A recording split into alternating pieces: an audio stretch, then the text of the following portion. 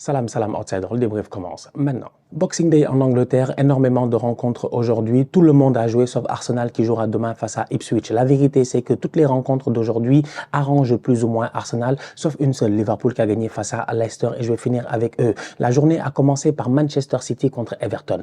Pep Guardiola n'a pas gagné. Pep Guardiola a gagné un match en 12 rencontres. Pep Guardiola doit battre Everton. Pep Guardiola doit essayer de s'en sortir. Cependant, il est tombé face à qui? Face à The Grinch, Sean Dyche, qui est là pour gâter le Noël des gens. L'homme qui n'a pas de sentiments. L'homme qui est venu avec un trio au milieu de terrain qui est un trio qui est fatigant. Quant à Mangala, quant à Gana Gueye, quant à le soldat Doucouré, franchement, en toute honnêteté, que t'es Manchester City, c'est difficile de trouver des espaces pour créer du football. Aujourd'hui, plusieurs fois, tu l'as vu. Les gars, c'est comme une tenaille. Ils sont là.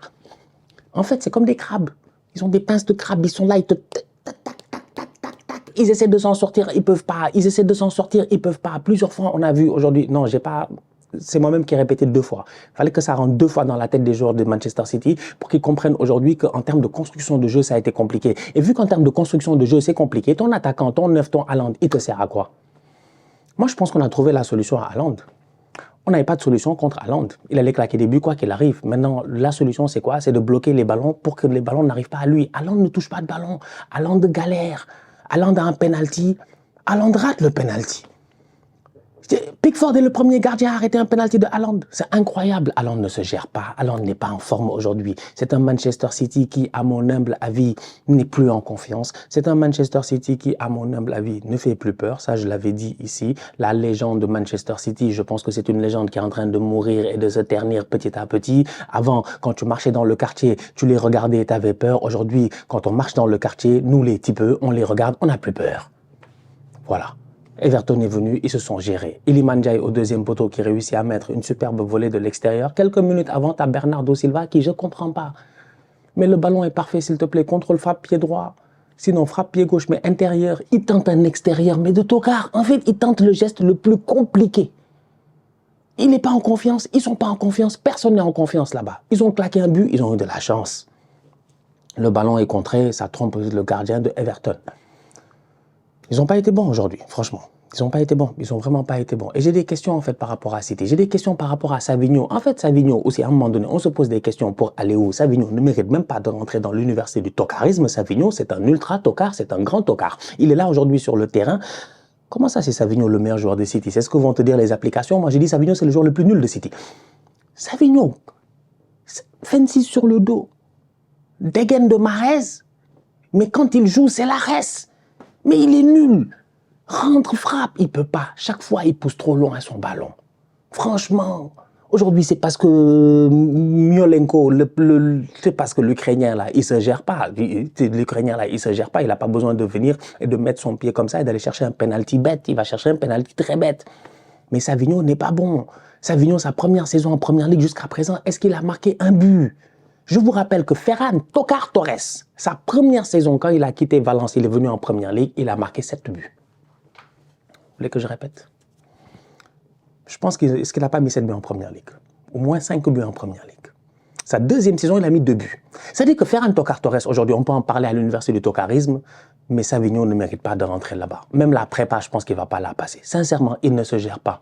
Tu as des ailiers qui ne sont pas dangereux. Tu as des ailiers qui n'arrivent pas. Quand ils collent la ligne, ils ne s'en sortent pas. Quand ils rentrent à l'intérieur pour aider les autres, ils ne s'en sortent pas. Donc, c'est une fausse performance aujourd'hui de la part de Manchester City qui a perdu des points. Voilà, ils ont perdu des points face à Everton. Et Everton a bien joué. Vraiment, ils ont très bien joué. Top performance au milieu de terrain. J'ai aimé cette activité-là. Doucouré, Gana Gueye, Mangala, Iliman sur le côté. Malheureusement, il sort sur blessure, mais il claque son but. Ouais, ils ont été solides. Ils sont allés chercher ce point. Et c'est une équipe d'Everton qui continue, qui a peut-être une des meilleures défenses du championnat. Je pense que Pickford est le gars qui a le plus de clean sheet. Et voilà. Ça veut nous parler ici de marabout, nous dire que ouais, c'est parce que Rodri a pris le ballon d'or à Vinicius, c'est pour cela qu'ils ne gagnent pas. Ils ont oublié eux tous qu'avant le ballon d'or, avant machin, tout ça, il y a le stay humble. C'est qu'ils ne savent pas que nous, Arsenal, vous connaissez le nombre de fans d'Arsenal qu'il y a à travers le monde? Les fans d'Arsenal au Nigeria, au Ghana, au Sénégal. Vous savez le nombre de fans qu'il y a? C'est nous les marabouts, c'est nous on a créé le problème à City. C'est à cause de nous, ils ne vont pas gagner. Stay humble, hein? Ben voilà. Bon. Il s'est passé beaucoup de choses. C'est assez intéressant quand même aujourd'hui comme journée. City a de la chance. City a vraiment trop de chance. Ils ont trop de chance. C'est quoi leur chance? C'est qu'aujourd'hui, comme par hasard, il y avait Aston Villa et Newcastle qui jouaient l'un contre l'autre. Sinon, Manchester City, à la fin de la journée, ils sont 10e. C'est ça qui les a sauvés. C'est qu'il y avait deux équipes qui sont en train de les poursuivre, qui ont joué l'un contre l'autre, et Newcastle a tapé Aston Villa 3-0. Dès le début de la rencontre, ils sont gérés Newcastle. Gordon est venu, il a claqué son but. Isaac a encore une fois marqué. Top performance de la part de Newcastle. Aston Villa à 10 contre 11. Ils n'ont jamais réussi à s'en sortir. Et Newcastle a pris l'avantage. C'est bien, mais ça montre à quel point aujourd'hui, tu regardes le classement, ils sont tous à 28 points. Ils ont de la chance. Ils ont énormément de chance. Ils ont de la chance qu'ils ont un bon goal average. Ils ont de la chance qu'ils ont claqué beaucoup de buts. Franchement, en toute honnêteté, parce que sinon, si tu regardes encore une fois au goal average, mais ils sont derrière peut-être les Aston Villa et tout le reste. Ils sont pas bons. En fait, si Manchester City gagne le titre cette saison, mais je vous jure que moi, en fait, ça va, on arrête. On arrête. On arrête. Je ne viendrai pas la saison prochaine vous dire salam, salam, outsider. Le débrief commence maintenant pour aller où? Si City gagne le titre, c'est que nous tous dans le championnat, on mérite de quitter le championnat. En tout cas, donc bref. Nottingham a battu Tottenham à 0. Très beau but de Elanga. Franchement, c'est vraiment... C'est les Gibbs White là, papa. Elanga, il claque son but. Chelsea a perdu face à Fulham. Le championnat est bordélique en ce moment, en fait. Il est très, très bordélique en ce moment. Et dans tout ça, Liverpool a quand même gagné sans aucun problème avec Mohamed Salah au top. Mais bref, on va parler de Chelsea qui a perdu 2-1 face à Fulham. J'ai envie de dire que cette équipe de Chelsea-là aurait pu mieux faire. Elle aurait dû mieux faire. Mais malheureusement, elle est tombée face à une équipe de Fulham qui jouait non seulement un derby, mais au-delà de cela, qui au classement avait l'opportunité de rattraper Manchester City. Et c'est ce qu'ils ont fait. Si je ne m'abuse, parce que je ne suis pas fou. Fulham, ils ont bien... Ouais, ils sont là, 28 points. Ils ont rattrapé Manchester City et c'est ce qu'ils ont fait. Première victoire de Fulham à Stamford Bridge depuis 1979 ou je ne sais pas quoi. T'étais pas né, j'étais pas né. C'est incroyable. C'est une équipe de Chelsea qui normalement doit gagner ce match-là. Mais malheureusement, écoute, le football étant ce qu'il est, quand tu as des joueurs qui sont dangereux, quand tu as un défenseur comme Robinson qui passe son temps à courir pendant 90 minutes, quand tu as un Iwobi qui techniquement ballon au pied peut créer la différence à tout moment, quand tu as une défense de Chelsea qui depuis le début de la saison, on en parle, elle est trop passive, ils sont pas très bons défensivement, même s'ils marquent beaucoup de buts, ça c'est un paradoxe et c'est dommage. Leur gardien Sanchez, il est moyen, j'arrête pas de le dire depuis la saison passée, je l'ai dit ici la saison passée, je me rappelle très bien avec des commentaires non, Stan, machin, il connaît pas le football, il raconte du n'importe quoi. Voilà, ça est là. Nous, il y a des trucs, on parle pas parce qu'on sent. On sent. Sanchez, il sent pas. Il sent pas le talent. Quittez là-bas avec votre gardien tocard là. Vous êtes là, on vous parle, vous vous fâchez. Vous n'avez pas de défense. Vous n'avez pas de défense. C'est pas normal en fait. Tu peux pas être à domicile en fin de rencontre, tu te fais prendre sur un contre comme ça. Mais en fait, Chelsea, il se fout de qui? Cucurella, lui, il est toujours là-bas. Cucurella, tu es où? Coucou, tu es où? Coucou, tu es où? Coucou, tu es où? Il est là-bas, il te dit, je suis là, il est là-bas, dans la surface de réparation, tête de Cucurella. Malheureusement, ça passe à rien. Reprise de volée de Christopher Nkunku, arrêt de Leno. T'as une équipe de Chelsea en fin de rencontre qui pousse, avec raison. Ils sont à domicile, ils doivent aller chercher les 3 points. Ils sont deuxièmes, ils peuvent aller chercher le titre. On sait jamais, ils peuvent rattraper Liverpool. Malheureusement, ça ne sert à rien d'attaquer à outrance avec des top players, des joueurs très intéressants, quand derrière, t'as que des tocards. Encore une fois, ils perdent le match sur des bêtises. Je suis désolé, ils se sont pas gérés défensivement. En transition, ça aurait dû être beaucoup plus solide. Malheureusement, ils se font prendre. C'est dommage parce que je pense qu'ils auraient dû mieux faire. Je pense qu'ils auraient dû mieux faire aujourd'hui collectivement. Mais malheureusement, ils ont été under the level. Mention spéciale à Cole Palmer, top player, très talentueux, très intelligent. L'arroseur arrosé. C'est lui, le climatiseur climatisé. C'est lui aujourd'hui, vraiment. C'est, comment il s'appelle? Mounis? C'est Mounis, non? Le Mounis. Je suis pas fou, non? C'est Mounis. C'est Mounis, il est venu, il a claqué le but. C'est Mounis, il est venu, il a claqué le but. C'est lui, vraiment, le climatiseur climatisé. C'est dommage, il a mis un très beau but. Premier crochet, il élimine un joueur, il élimine un deuxième joueur. Je pense qu'il regarde, c'est Issa Diop, il le regarde pas, il met le ballon entre les jambes. La balle passe vraiment à côté du filet. C'est magnifique, c'est très très beau. C'est un excellent joueur. Cole Palmer en 10. Je pense qu'il n'y a rien à dire, c'est son poste en fait. C'est pour cela que c'est difficile pour plein d'autres joueurs de trouver la place dans cette équipe-là parce que Palmer est performant et Palmer a besoin d'espace. Malheureusement, aujourd'hui, S'il y a eu des fois où ça a été compliqué, il y a d'autres joueurs qui ont été under the level. Jadon Sancho a été under the level. Pedro Neto a été, voilà, globalement, ça n'a pas été extraordinaire. Nicolas Jackson aussi. Donc, du coup, ça claque pas des buts. Défensivement, c'est pas solide. Ça encaisse un but. 2 buts même. Et ça perd ce match-là. C'est dommage pour Chelsea, mais je pense que c'est pas fini. Il faut faire attention à eux. Ils sont toujours capables de revenir et sûrement ils vont revenir très vite et ils sont toujours deuxième. Anyway, quoi qu'il arrive, jusqu'à ce que Arsenal ait joué. Je pense, si je ne m'abuse, n'est-ce pas? Ils sont toujours deuxième. Jusqu'à ce qu'Arsenal ait joué. Je sais pas si je dois en parler. Je sais pas s'ils sont pertinents. United a perdu face à Wolverhampton. Je sais pas. En fait, est-ce que j'ai le droit? Est-ce qu'on doit parler d'une équipe qui a pris 2 buts sur corner en une semaine?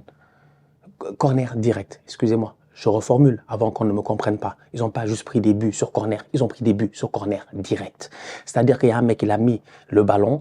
On n'est pas dans un jeu vidéo là, on n'est pas dans une publicité à l'ancienne où les gars devaient frapper des ballons sur des parts transversales, machin, tout ça. On est dans la réalité. On est en première ligue, on est à Wolverhampton, il y a du brouillard, c'est vrai, il y a un tout petit peu de bordel dans la surface de réparation. Ils ont encore une fois pris le même but, corner direct. La dernière fois, c'était Tottenham, Son Heung-min en Cup, il n'y a même pas une semaine. Là, aujourd'hui, c'est Matheus Cunha. Je me pose des questions, franchement.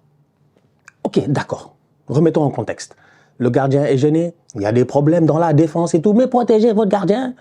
Mais mettez-vous autour du gardien. Ça fait 2 fois, vous prenez les mêmes choses. Ça fait 4 fois. Vous êtes l'équipe qui a pris le plus de buts sur coup de pied arrêté. Je l'ai dit là, ici, la dernière fois. Sur les 21 buts ou 22 buts encaissés par United en première ligue, il y en a 9 ou 10 sur coup de pied arrêté. 50% des buts, c'est sur coup de pied arrêté. C'est-à-dire que le ballon est posé, tout le monde est à l'arrêt, tout le monde est concentré, eux, ils encaissent des buts. Mais c'est des tocards. C'est terrible. Ne venez pas me dire, ouais, machin, la charge sur le gardien. Ok, d'accord, je suis d'accord. Je suis d'accord. Je suis d'accord. Depuis Ben White, évidemment, c'est nous, on a créé tous les problèmes. Tous les problèmes, c'est nous. D'ailleurs, tout le monde nous copie. Parler de Liverpool tout à l'heure, sur corner maintenant, apparemment, ils font comme nous maintenant. Donc, tout le monde nous copie. C'est nous les vrais bandits sur coup de pied arrêté. Ok, Ben White était là en train de pincer les gars, de donner des petits trucs, tu vois. Ok. Aujourd'hui, le football, il a changé, il a évolué. Moi, j'ai envie de dire, protégez vos gardiens. On en a malheureusement, si tu regardes bien, sur les 2 buts, tu me diras, il y a une charge du gardien, il y a tout ça. Je pense qu'il y a juste beaucoup trop de monde autour du gardien. On ne peut pas laisser le gardien de but avoir tout l'espace qu'il veut aussi. Malheureusement, c'est comme ça, c'est le football. Il faut bien qu'on joue dans l'espace. Sinon, dans la surface, à un moment donné, on crée un carré, c'est-à-dire que le carré, là, à partir de ce... C'est-à-dire qu'à partir des 6 mètres, il n'y a plus personne. On peut faire ça. On peut faire ça. On peut faire 6 mètres, 4 mètres, je ne sais pas. On dit qu'à partir de 4 mètres, on ne touche plus le gardien. Tout ballon qui vient là-bas, c'est lui qui attrape. Est-ce que ça fait du sens? Non. Donc aujourd'hui, qu'il y ait des joueurs qui soient là à essayer un tout petit peu de jouer de malice, de créer le surnombre dans une zone pour empêcher le gardien de pouvoir sortir et de claquer le ballon, bah, ça fait du sens. Maintenant, la vérité, c'est d'essayer de voir plusieurs fois au ralenti s'il y a faute ou pas. Cette semaine, ils l'ont homologué face à Tottenham. Il n'y avait pas de VAR. Là, il y avait VAR, ils l'ont homologué. Donc maintenant, moi, je me pose des questions, en fait, à savoir, maintenant, vous voulez quoi, fan de United, à part le fait que votre défense, là, ne se gère pas, à part le fait que Amorim est en train de galérer, à part le fait que United est nul, à part le fait que Amorim, depuis qu'il est venu, je pense qu'il a moins de points que Ten Hag depuis qu'il est parti. Mais c'est terrible. Le pauvre, il aurait dû rester au Portugal. Il est venu pour trouver un capitaine, Bruno Fernandes, qui chaque année, on va répéter la même chose. Bruno, calme-toi. Bruno, tu es le leader, tu es le patron, s'il te plaît, pose-toi. Bruno, t'as pas besoin d'être là. Bruno, arrête de t'exciter pour rien. Bruno, s'il te plaît, stay cool, man. Like, you're the captain, man. Mais Bruno, 1, 2, 3, il fait des bêtises, des fautes, des machins. Il se frustre contre ses propres coéquipiers. On voit. Rashford, il est où?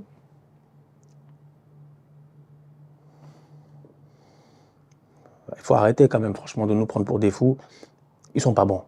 Ils sont juste pas bons. Ils sont juste pas bons, en fait. Ils ont perdu aujourd'hui, c'est mérité. Corner direct ou pas, c'est mérité. Ils sont pas bons. C'est le cousin... Comment il s'appelle? Strand Larsen. C'est Barbara Streisand. C'est Strand Larsen, il est là. Strand Larsen, là, peut-être tu le mets... Cunha, excellent. Top player. Mais vraiment top player. C'est Cunha, il récupère là-bas, il ouvre le jeu là-bas, ça fait centre, deuxième poteau, tête, arrêt de Onana. Franchement, c'est Semedo, il frappe. On est là, on est devant le match. Il est 18h là où tu es dans le monde. Il est midi en Amérique du Nord. Il est, je sais pas, 17h en Angleterre ou 16h en Angleterre. Tout le monde est là. Prime time. Manchester United, Wolverhampton. Pourquoi on les a mis à cette heure-ci? Peut-être parce qu'on pensait en début de saison, quand ils ont fait le calendrier, peut-être ils pensaient que United allait être important. Ils ne le sont pas. Ils se battent pour la relégation. Ils ont de la chance qu'ils ont pris quelques points et que les autres n'en ont pas pris assez, les Leicester, les machins, les Wolverhampton et tout. Sinon, les gars allaient les rattraper. La performance est tocaresque. Et je pèse mes mots. Ils sont capables de battre City une semaine et après de perdre tous les matchs qui sont suivis. Non, mais ils sont incroyables. Vraiment, ils sont incroyables. Donc, absolument rien à dire sur United. Ils ont été nuls. Donc, du coup, je vais finir avec Liverpool. Il m'énerve. Il m'énerve. On est à la 46e minute. Cody Gakpo claque un but. Avant le but de Cody Gakpo, Leicester a touché 3 ballons dans la surface de réparation de Liverpool. Liverpool a touché 30 ballons dans la surface de réparation de Leicester. Liverpool a touché 30 ballons dans la surface de réparation adverse et Leicester a touché 3 ballons dans l'autre surface. Sauf que Leicester a un but. Vous voulez que je parle du but? Ok, Liverpool est une équipe qui joue à domicile. Ils sont en confiance, ils jouent très très bien. Il n'y a absolument rien à dire. Trent Alexander-Arnold joue souvent hors de position, c'est normal. C'est un joueur qui a ce rôle-là, on va dire, ce qu'ils appellent aujourd'hui false back, machin, tout ça. Donc il rentre à l'intérieur, il est dangereux et tout. Il se repositionne au milieu de terrain. Ça lui permet effectivement de pouvoir avoir une vision beaucoup plus globale du terrain, de faire des superbes bons ballons, de donner des superbes passes. C'est ce qu'il n'arrête pas de faire. Cependant, en transition rapide, ils sont vulnérables. C'est ce qui arrive aussi. Donc du coup, quand ils sont vulnérables, qui doit le couvrir? Souvent un milieu de terrain ou sinon Joe Gomez, un défenseur central. Gravenberch va venir le couvrir, Joe Gomez va venir essayer de le chercher, le temps que les autres au milieu de terrain, ils reviennent, le temps que Trent lui-même, il revienne, il y a toujours un petit décalage qui se crée. Si tu as un peu de baraka, comme c'était le cas de Leicester, il y a but. Jordan Ayew se retourne, qui est là? Robertson. Robertson, il part quand en Arabie Saoudite? Andrew Al Robertson, on l'envoie tout de suite. Andrew Al Robertson, cher Andrew Al Robertson, lui vraiment de Robertson. Robertson, est-ce qu'Arabie Saoudite, même c'est Arabie Saoudite, c'est le trop haut niveau. Vous-même, vous savez, je fais des blagues. Je me bats toujours contre Willou chaque semaine ici pour dire qu'en Arabie Saoudite, il y a un très très bon niveau jusqu'à présent. Même si Willou doute de mes propos. Mais la vérité, c'est que Robertson ne se gère pas. Franchement, je ne sais pas. Plus on l'envoie en Malaisie, en fait. Je me pose certaines questions. Je me pose vraiment certaines questions. Robertson, malheureusement, pas très solide sur ses pieds. Ayew se retourne, il frappe, le ballon est contré, il manque de chance, le ballon rentre. Ok. Mais Liverpool, le match qu'ils font, ils paniquent jamais. Toujours en contrôle. Ils vont chercher ce but-là et finalement, ils vont le trouver. Mohamed Salah touche la barre transversale. Robertson touche le poteau. Gakpo vient, petit filet, but.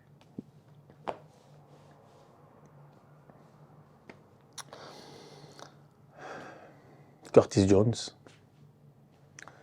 et Mohamed Salah. Un but de Salah incroyable. Son 16e cette saison en Première Ligue. Attends, Mohamed Salah, 16 buts, 11 passes décisives. On a joué 4 mois, il a fait 16 buts, 11 passes décisives. Comme les gars ont dit en fait, c'est les mêmes statistiques sur lesquelles on voulait donner le ballon d'or à Vinicius. Comparaison n'est pas raison, ça ne veut absolument rien dire, mais ça montre à quel point aujourd'hui, si on doit parler de la course au ballon d'or, je pense que Mohamed Salah est plus que jamais un contender à ce stade-ci de la saison. En sachant que cette saison, je vous l'ai déjà dit, on vous l'a dit ici plusieurs fois, m'en fous de la Coupe du Monde des clubs à la fin de l'année là. C'est ça qui nous intéresse, nous. C'est ce qu'il y a là.